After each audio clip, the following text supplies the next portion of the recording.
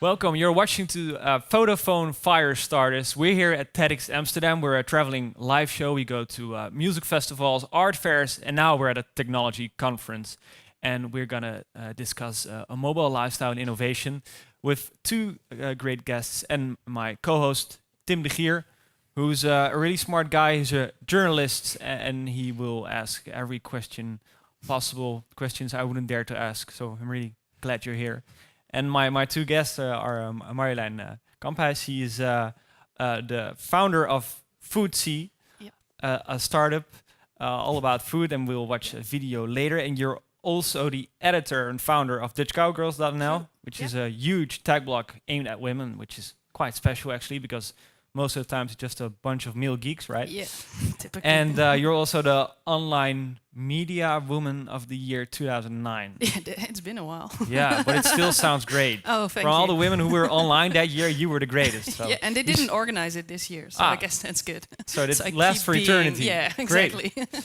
And you're Diederik Jekyll, welcome as well. You graduated in physics, Yes. and you became a science journalist. And we all know you from As the World Turns, translated to De Wereld Draait Door, which is a really popular Dutch talk show Yes. with millions of viewers. And you explain science to them, and you want to show people the fun of science, right? Absolutely. You're also a guest lecturer at the University of Twente. That's true. And if you had to explain one scientific problem or challenge right now in a fun way, which one would you choose? Wow. In a fun way, well, there are many different kinds of things you might want to explain.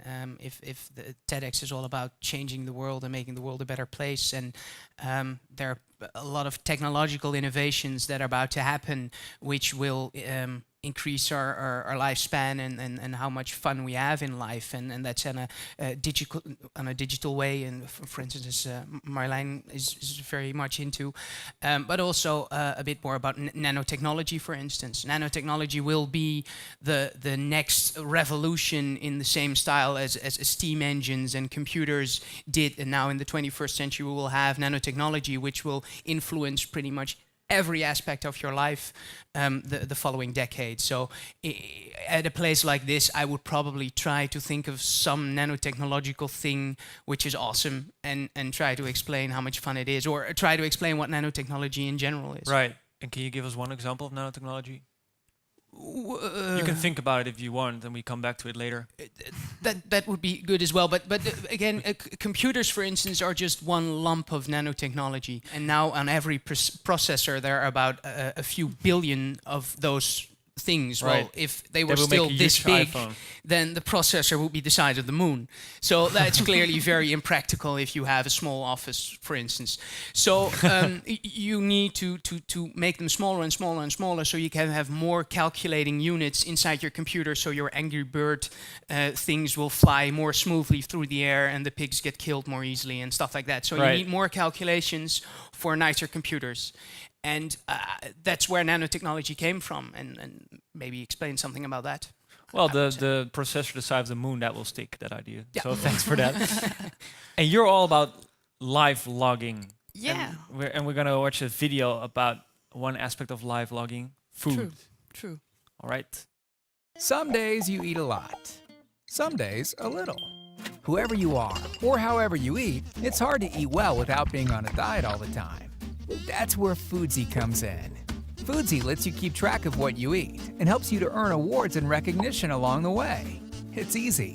Just enter your food intake online at foodsie.com or via your mobile phone. If you update your information regularly, your dashboard will provide you with insight about your weight, eating habits, as well as useful advice on how to eat better. Compare your eating habits with friends. Win the Mr. Brightside Award by eating loads of carrots, or become the pizza master.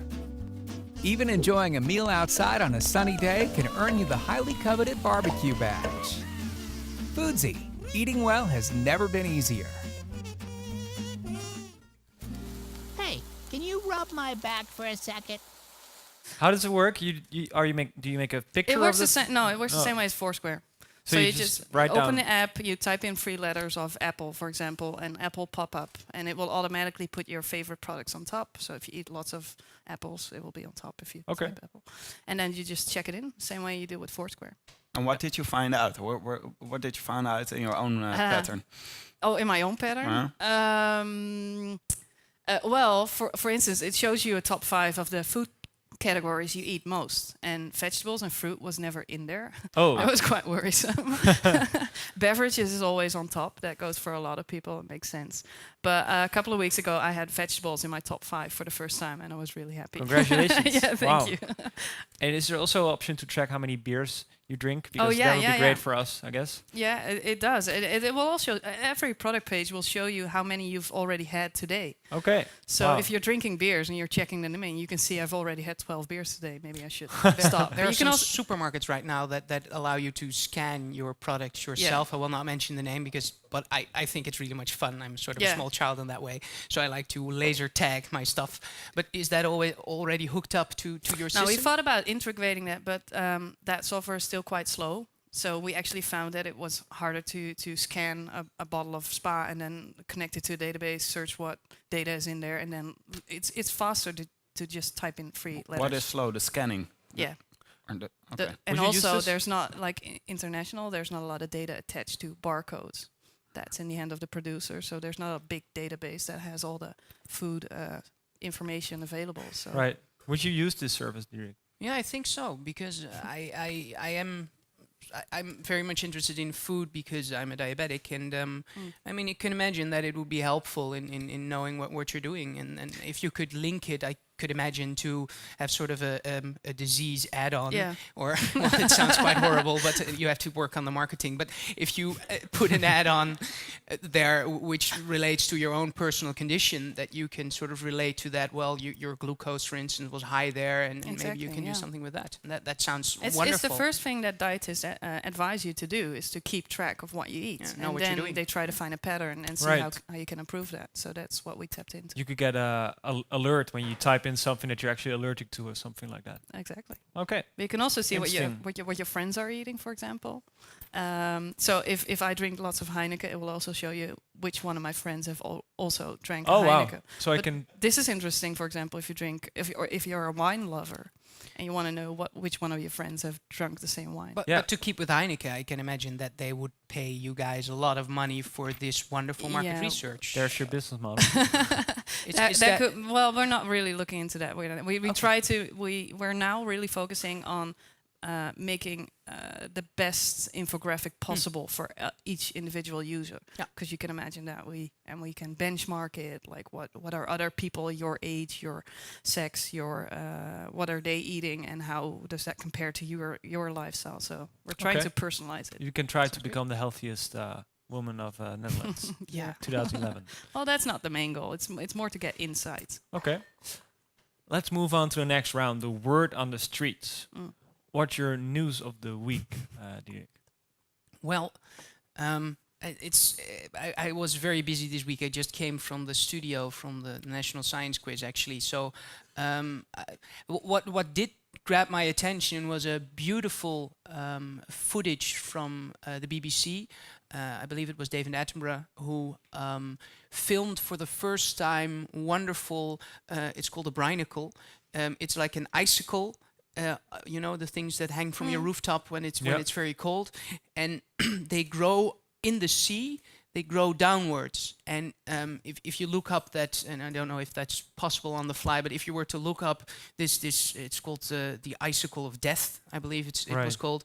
And what happens is when seawater is very salty, and salt water has difficulties to freeze into ice, and then you have sort of small crystals when it's cold enough. When the air above the sea is cold enough, you get small crystals, and actually water attaches to those crystals, but not the salt. So you have growing sort of sweet water crystals, and then in between the water gets saltier and saltier and saltier because all the salt is being pushed out of the crystals and into the salt. And sooner or later you have sort of canals of brine, pekel in Dutch, and a very salty water. And salt water is more heavy than sweet water. So what happens is you have sort of an ice cluster, and all those tiny brine streams, and then all of a sudden one might break, and then that very, very cold, -10 or 15 degrees brine just falls down and immediately freezes the water, the normal seawater around it, and you get a huge spike, stalactite of ice. Wow. And you really have to look up the footage because you think it's sort of an animation. You don't believe that it looks the way that it does. They actually filmed it happening. Yes, and for Okay. the first time, and you see all those. I don't know exactly the English word. Is sea stars? Is that the? Yeah. You see them. They accelerated the movie, so you see them walking quite fast, and that makes it a sort of weird movie fantasy sort of world. But you see those icicles coming down and all of a sudden hitting the ground, and then the ground as a sort of a Superman superpower kind of gets frozen, and you see the ice grow and all kinds of starfish die in a horrible fashion. Oh, And that's why it's called the death. Exactly, yeah. that's the Okay. death part of it. So you have a huge ice toothpick coming to the ground as a sort of godlike thing for those starfish, I would imagine. Yeah. And then all of a sudden, and that's very nasty to see. But still, it's so incredible, and it's the first time that anybody caught it on camera. Where is this happening? At the Arctic, I believe. So they just filmed it underwater and then sped up the film, and it looks unbelievably awesome. I would really, if you want to see how cool science is, then We're gonna watch Go there. those yes, definitely. things. BBC. Thank you very much. What's your news? of the week? Yeah. It's You hard should have after told me this. this earlier because I didn't keep track of the news at all this week. But what I did hear was actually that, well, there's a lot of rumors going on at Apple at the moment. And I read an article yesterday that they're actually thinking about launching a new iPad, which is just as small as the Galaxy Tab. And so this is the iPad. This is the normal iPad. and how much smaller will it be? It will be like half of it, probably. Oh, this is Slightly the iPad more. 1. I'm sorry, Yeah. by the way. Half of it. Like That's cool though. Yes. I have an So iPad it will one turn too. into an iPhone. Yeah, but the thing is that Steve Jobs was always very against this. He didn't want to have a smaller iPad. He was a big fan of this screen. So now he's gone, obviously, and suddenly the talks start to appear again that the small iPad will be there. why would you want to So- have a small iPad? No, I don't get it either. So I hope this is just a rumor and. But it's very nothing interesting comes in out of the it. court case thing between Samsung and Apple. Yeah. This would be a bombshell, I would Yeah. imagine, because everybody is bitching about the sizes, and Yeah. and Apple say, well, you stole it from us, and Samsung says, well, you stole it from pretty much every Everyone. sci-fi movie, so go away. And so there's a lot of bitching Yeah. going on there. And if they were to go into the domain of Samsung, that Yeah. I would imagine that. Well, the main courts. thing is that I'm really curious to see how Apple now develops in the following years, because there was such a strict way of launching products, and they always stuck to the things that they launched before, and they kept to it, and that's good, I think. And I just hope that they're not. Are you worried about Apple? Yeah, when I hear those kind of stories, I tend to get a bit worried, but I Because don't the think first thing Steve Jobs did when he came back in the 90s, he stopped almost Yeah. every product and started with just a bunch of laptops. exactly, and I like the perfectionism that he puts into his products, and I hope they stick to that. All right. Well, that was the news. It was very diverse. Thank you for everything between the iPad and dying starfish. Yeah, from starfish genocide. Yeah. We're going to our next round, and that's called the round of the statements.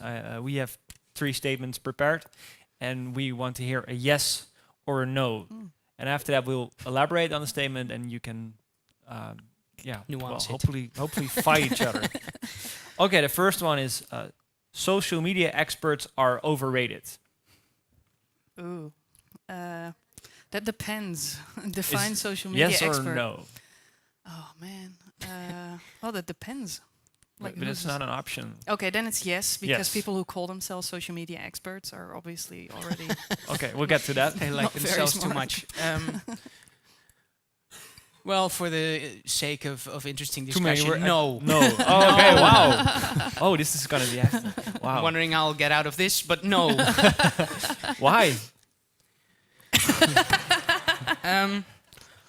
Well, you see it. It's sort of in every social group. You see that there are sort of alpha type dominant males and females, and it's not that they are overrated per se of what they do, but the people tend to really think that pop stars are cool, or when you're good at something, then people tend to follow you and think you're great, and that's why the overrating part comes in. And I can name probably a few artists who I believe are overrated, and everybody else can probably as well. So it's also a matter of taste, but I think it's very there's never been a time where developments in science have been so quick to follow up on each other and to be influential in the lives of so many people. I mean, the momentum is so great. We now have 7 billion people, and the most disturbing statistical fact that I know is that about 6% of every human being, so Homo sapiens, who has ever been alive, is alive today. So that sounds sort of okay-ish, but when you start to think that 1 in 16 people who has ever lived is alive today, that is quite disturbing. And if you look at how much every one of those people has to spend, it is massively more than it has ever been.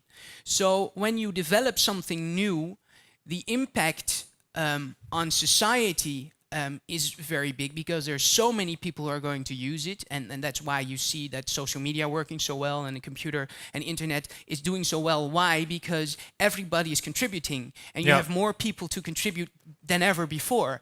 So without the number of people we have today, or the amount of time and money they have to spend on this, it wouldn't have gone as fast as it's going today. It's also on the consumer side of it all. And so I think it's to round it off, because I'm going away a very long time. So I think it's very important now that we have more communication about how new technologies work, so that they're not scary, that everybody can participate, that we do not have such a huge divide between different groups in societies. And we need more people to sort of guide the way and explain, this is going on, and you can put it in this context, and those people can use it for this and that. And, oh, look, this is cool, and this is shiny, and maybe we can do this and that. And so, no, they're not overrated, because we need the people to show us where to go. This is quite. Can we have applause for this? Well done. I can't do it like that. But no, the reason why I was doubting was because I noticed that social media has been going on for quite a while now. The first blogs appeared in 2000, so it's been with us for over 10 years right now already. And I noticed that there were social media experts like 5 years ago, and now there's a new generation of social media experts. And there's a difference between the two, because obviously the term social media expert is not very cool anymore. So if you call yourself a social media expert, you're not very cool. So I noticed that a lot of people that were into it 5 years ago are actually doing it right now, and by doing it, they're inspiring other people. So they don't call themselves a social media expert. How do they call themselves? Gurus? No, they don't call themselves gurus either. Well, they shouldn't anyway.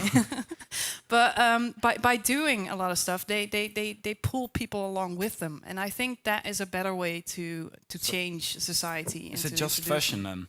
So we're not a social media expert. I think by calling yourself a social media expert, you put yourself out of a group of people, whereas you should be in that group of people and change the group of people from within. And don't be different. Just do something, and Twitter and Facebook and whatever. And you have many people who call themselves funny, and most of the time, the people who call themselves funny are far from it. Exactly. And I think that's pretty much the same point. thing with the social media experts. So you can't call yourself an expert anymore, but you have to say, I'm a social media trainer. Is that good? No. Well, it's better if everybody else says it's how awesome like you a are. lot of these functions, you can't be it all the time. Are you a full-time social media expert? What do you do all day? You Twitter? You tell people about Twitter? Like, what do? You need some other core competence to do all day. Are you a good writer? Are you a blogger? Are you a speaker? Are you what else do you do? Do you social media wireframes? experts Do you are design? everything. They always have a list of Yeah, well, water they speaker, should be. I motivator. think that's what makes a good social media expert. They are able to build something on social media, or they're able to write about it, but they should have that core competence. Perhaps they are, but I think I see that people of my age, they are in fact not interested in social media, and I always have discussions with them that they have to. They must more about it, because it will be very important in the next future. I don't think that's true, because social media is such a big thing now, and we can reach a lot of people over the whole world. So I think we need experts to get everything out of social media. We need them. On the other hand, let's just all work this thing out together, because who is a social media expert? I think we all are, so we'll have to deal with it ourselves as well. It's true. I have a new statement. Maybe that will fit the subject. Here it comes, and we'll stick to this subject. The digital gap results in a new sort of class division in society. Yes. Yes. And how don't we need social media experts to fix that? Yeah, but they need to be undercover. They need to be. Yeah, they need to like. How can you find them then? Well, you don't. They change society from within. I think that's what we need right now. We Maybe, need maybe there's a distinction between a social media expert and social media teacher, for instance. I mean, what you're saying is where you can find this or that, or how you can use it, or how you can close the divide. You need people to really explain how the hell you open a Twitter account, for instance. But the expert is, I think we both see them, are sort of the visionaries who are so in tune with how it's being used, what it's actually about, where it's going, and it's very difficult to predict the future, of course, especially in this field. But you need to be so much in contact with it to be above, strangely enough, what you're explaining. If you take a look at a different subject, for example, science. Because you're Yes. a science explainer, basically. Right? I'm a science gospel person. Yeah. Right. Yeah. An expert. I have my master's degree in physics, so I have been trained to use the scientific method, because it's very difficult to say what science is, because science is a way of looking at the world, trying to understand the world, and there are rules and the regulations, and for instance, that science tells you very early on that your opinion really isn't relevant. And that is very annoying in the beginning. But you have to be an objective observer of the world around you and trying to understand them.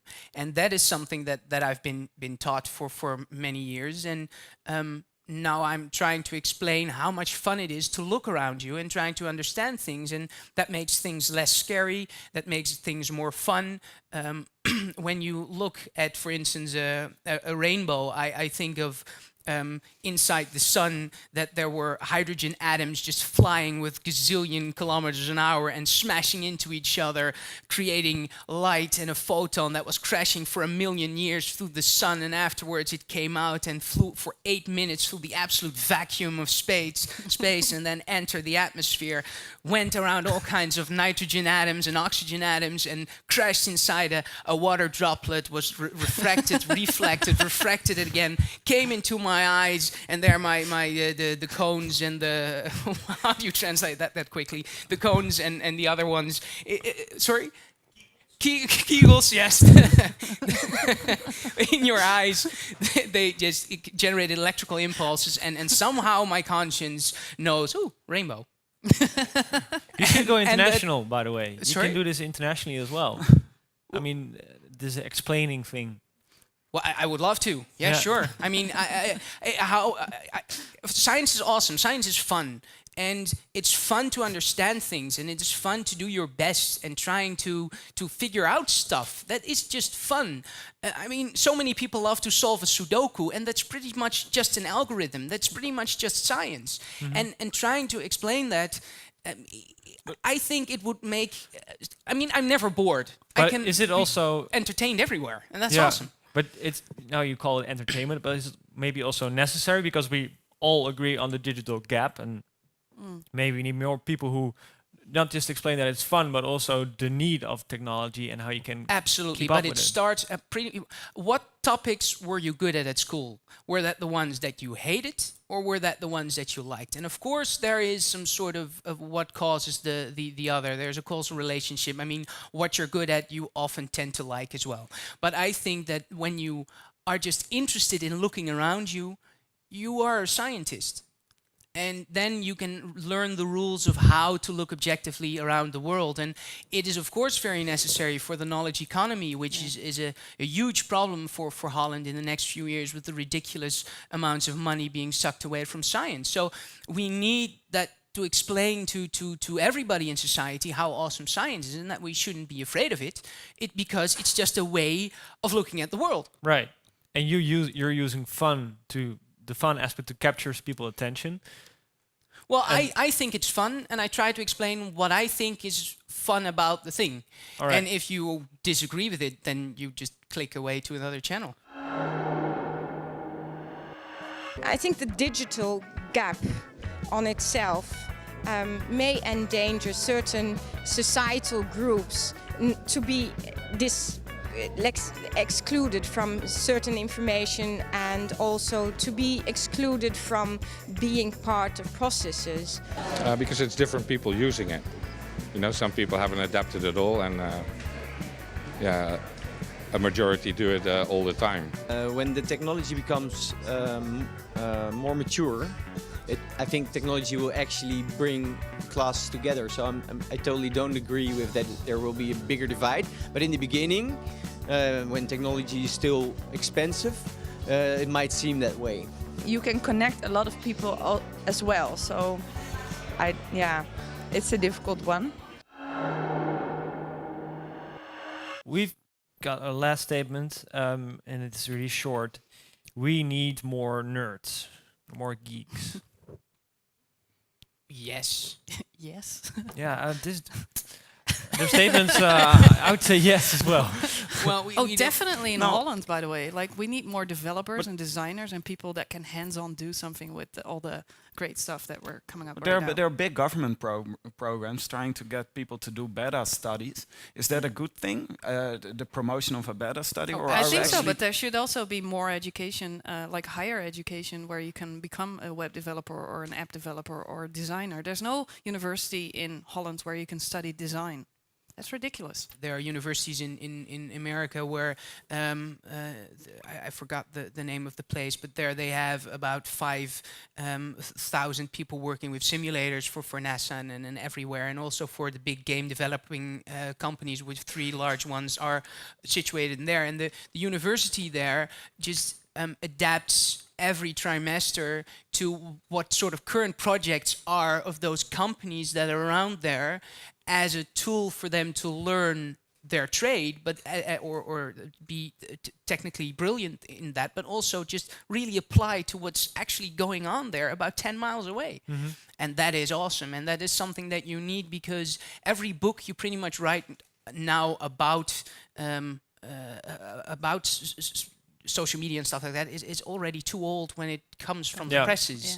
And for me, as physics, I mean, I had to start with Newton and all those great guys, but because that's the basics, and that's okay. And then after a while, you get to the point where you sort of have subjects with university professors who are doing actual research, and that's the way the university system was developed. So you're always up to date with the most current, up-to-date, recent research, and that is awesome and very effective. But with this, it's so new, this social media, that you're still missing that vibe that the people, or they're doing research in a communications fashion, which is so theoretical that it's sort of detached from real products, for instance. I'm not saying that it's useless, absolutely not. It's very useful, but there's a niche there that's still not being filled in Holland. We're educating a lot of thinkers. We're not educating a lot of doers. And thinkers are really good, but we need more doers. Let's make a plan then. How we get those geeks who are actually doing something here? How are we gonna promote that? You're both really good at promoting stuff you like. So, to put it bluntly, how would we do this? Can we come up with a plan right now?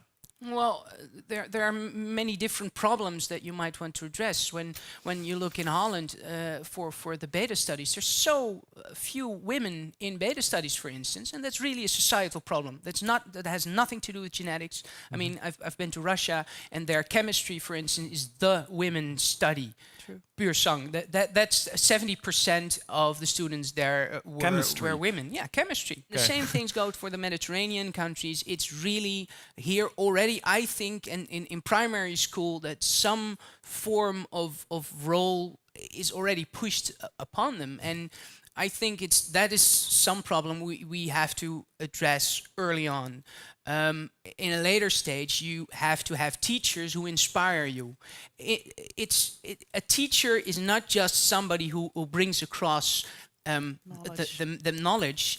He has a spark inside of him, and he's trying to explain how wonderful his subject is. And you try to convey that spark in the student, and you hope that spark will light a fire in which that student can search himself for more knowledge. Did you have a teacher like that?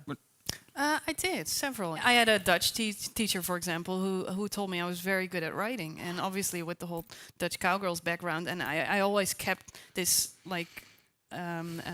remark in the back of my head, like, you're a good writer. And that inspired me to, that is one of my core competences. And whatever I do in life, I need to keep writing, because this is something to be proud of and to explore. So I think that we need to stimulate more of these core competences. When I went to university and I studied communication and information science, I was one of the first to go into a web kind of education in 2000. And they told me that I needn't worry about building websites, because I would have other people building websites for me later on. And this is what they tell you at university. So that's quite worrisome. I had to teach myself to how to build websites. This is completely problematic, because you just said everybody around this table is curious by nature, and but most people are not curious by nature. When I was on high school, I just wanted to play soccer, and didn't want anybody to disturb me with physics and chemistry and etc.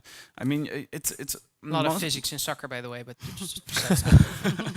were you interested in physics on high school? Was that yes, already early on? And a lot more than in soccer. But most people are not, actually. No, I've noticed. Yes, no, you're absolutely right. The strange thing is that I always find fascinating is that the best scientists are very young children. When you sit in the train and you hear a family with small children, they say, "What's that? Why is that? Why is that? Why is that?" And then you hear the parents, "Well, this is because of that and that." And then after 10 questions, "Well, yeah, it's pretty much about that." And then 10 questions later, "I don't know." And then a lot later, "Shh." And this is sort of a very stifling thing, because what they're doing is just trying to discover the world. And then the first problem is many of the parents. And then the next problem they face is puberty, because when you are a teenager, you know everything. That is awesome of being a teenager. You know everything. So it's a sign of weakness to admit that you don't know anything, or you don't know something. So it's a sign of a weakness to admit that you don't know anything and you want to ask a question, for instance.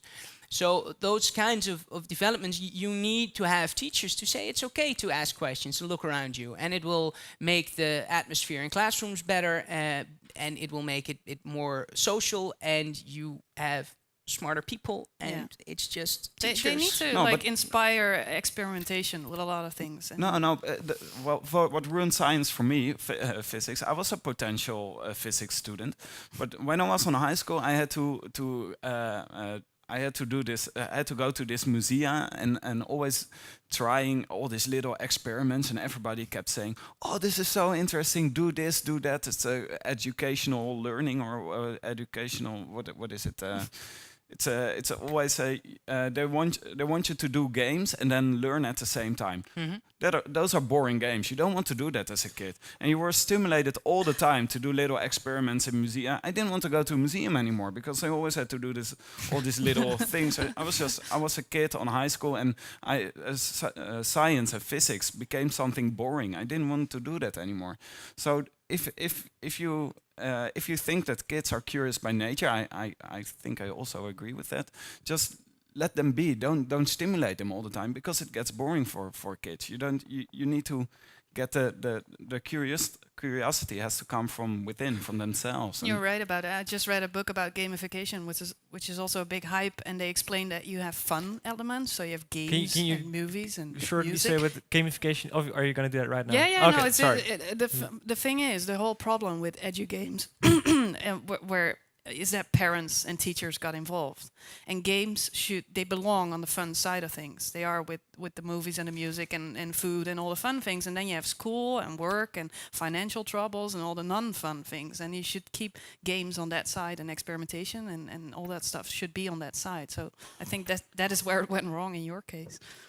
It was pushed too much. Bad or- game. I by teachers sort of want and to respond to this, because you were saying I had to do lame experiments and I had to go to musea, and it was sort of It was pushed. bored and stuff like that. Yeah. I mean, I would say that is the teacher's prerogative is to stimulate what's already there in the students. Pretty much saying you're a good writer, and I've given a lot of extracurricular extra lessons to children who had troubles struggling in high school, and it's so often the case that you have just a boy or a girl who is just fed up with it because of one rude, crude remark that the teacher made in a very just a stupid moment.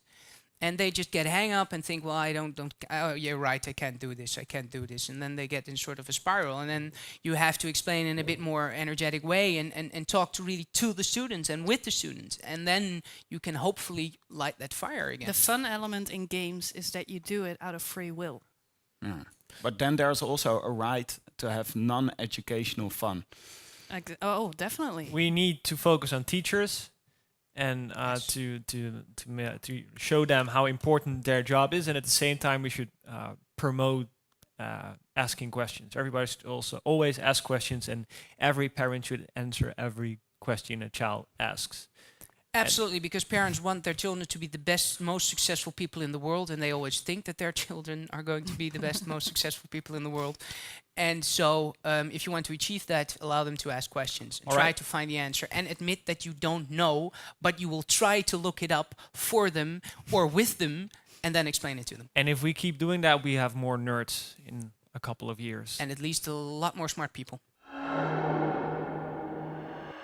There's so much going on right now with technology that I think that will attract a lot of young people focusing more on these topics. And besides that, I think that the current financial system is going to change and will push people towards technology. Definitely, because the nerds can give us the science, so can bring us further. I think we have enough nerds. I think they're really important, but they do need some kind of application to communicate with the outside world. So when we have that, we're fine. Who has a question? I was thinking that now with Google, parents can have question for everything. So do you think that as a threat or as a good thing for the future, that parents can just tell their children, I don't know, but Google it?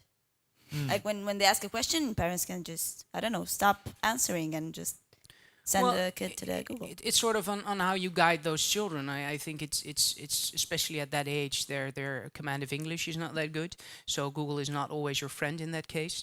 And also it's again not a very nice thing to say. You should say, well, we will look it up together on Google, especially because I think parents and everybody should know that Google is really trying to give you the information that you want to hear.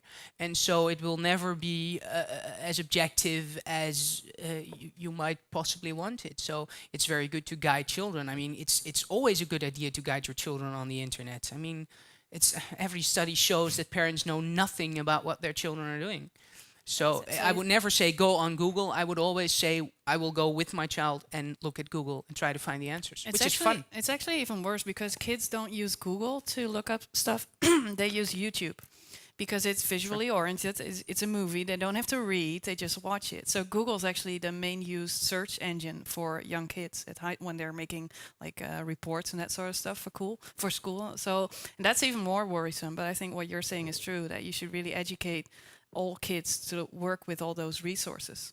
it's what we were told, like how to use the atlas and the encyclopedia and stuff like that. Now we should teach them how to use Wikipedia, YouTube, Google, all that stuff. It's a very logical metaphor if you Yeah. put it that way. Yeah. Who has another question? Diederik, it's very tempting to ask you any random life question, and like I don't know where babies come from, and just let you Well, go. But I actually want to get back to a subject you touched upon earlier, because I think it's very interesting to see how information does divide our society in classes. And if you guys think that this is a passing phenomenon that will take like a few generations, or that it's something we should actually do something about. Well, I doubt that it will get worse than it is today. And what I mean by that is, imagine that you were born with nothing digital, and to go, everything is digital. And when I look at an iPad or Galaxy Tab or whatever, I know that the screen can be touched and things will happen, and I have to give input and it will do something with it and I will get output. And if it's an Apple, I'm not an Apple person. I'm sorry. So I'm not used to them, and I find them horribly complicated. But I will always find my stuff in the end. And my parents they're very smart people, but because they weren't raised with this stuff, they're sort of missing the logic of the technology. And so when my children will come up to me with some sort of new geekish device, I think I can sort of get the gist of it. I will of course be slower than them, but I will understand it sort of. And maybe the next gap will be when we go to just brain computer interfaces completely. Then I will be the slowest possible, because my children would have been grown up with it. But I think that the gap that there is today is pretty horrible, and we need to do something about it. But I think if we can sort of help people to get up here, then there might be sort of a brighter future in that. I think the iPad is actually quite filling that gap, because I noticed my parents are so good with an iPad. Absolutely. I even noticed like 80-year-olds being so intuitive, the same way with kids. Absolutely. So I think the iPad is quite a good bridge. Absolutely. But I mean, I know a few people my age who don't see the use of having an email address. I think those people will be lost in 30 years, don't you think? The funny thing is that younger generations actually are really opposed to email as well. They think it's a hassle, and they don't like email. My brother is 10 years younger than me. He thinks it's stupid to write an email. He just sends me a DM via Twitter, or he responds to me on Facebook. He doesn't like email. So I can see, it's like email is not necessary, but I like computers in general. Yeah, I do see internet that's in a general. problem, because I know that my parents-in-law, they actually, when they go to a hospital, they are told that they need to make an appointment online, and they don't use the internet at all. So they're really confused. They're standing in a hospital and like, I don't go online. I don't know how that works. So yeah, that is definitely a problem. Things like banking, or on every commercial you see, go to our visit our website. So those things we sort of tend to forget that not everybody likes it or wants it. But then again, in the beginning, not everybody liked trains, and we sort of are in agreement when they run on time that it's basically a good thing. So yeah, it was the same with debit cards. Like, we had to tell our grandparents how to use a debit card in an ATM machine. So that took a lot of work, but in the end, it worked. I think it needs a lot of campaigns and a lot of like social people explain it to their parents and their grandparents. I think it's a responsibility for all of us to educate our ATM parents. experts. Yeah. Well, thank you very much. Thanks for the great mini lectures we got. It was really interesting. Thanks for your attention. And you can watch this show on YouTube. If you look for Vodafone Firestarters, you can find more episodes. And stay geeky.